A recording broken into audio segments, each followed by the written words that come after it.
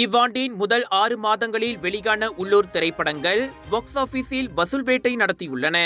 June 30 வரையில் மொத்தமாக 162.89 million ரிங்கேட்டை அவை வசூலித்துள்ளன. கடந்த 30 ஆண்டுகளில் பதிவான மிகப்பெரிய வசூல் இதுவாகும்.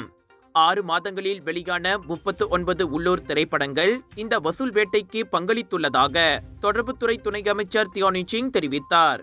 குறிப்பாக அனிமேஷன் படமான agent Ali the movie 2 June 30 வரை 55.2 மில்லியன் ரிங்கேட்டை வசூலித்தது.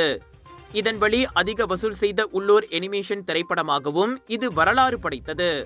உள்ளூர் மட்டுமின்றி இந்தோனேசியாவில் திரையீடு கண்ட முதல் வாரத்திலேயே அப்படம் 2 லட்சம் பார்வையாளர்களை ஈர்த்து மலேசியாவுக்கு பெருமை சேர்த்துள்ளது. 34வது மலேசிய திரைப்பட விழா குறித்து கோலாலம்பூரில் நடைபெற்ற செய்தியாளர் சந்திப்பில் துணை அமைச்சர் அவ்வாறு கூறினார்.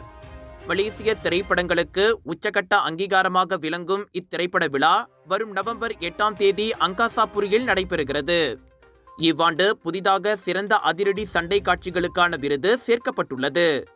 சண்டை காட்சிகளில் பெரும்பாலும் அதிக ஆபத்துகளை எதிர்கொள்ளும் சாகச நடிகர்களின் அர்ப்பணிப்புக்கு அங்கீகாரம் கொடுக்கும் வகையில் இப்பிரிவு உருவாக்கப்பட்டதாக தியானி சிங் கூறினார்.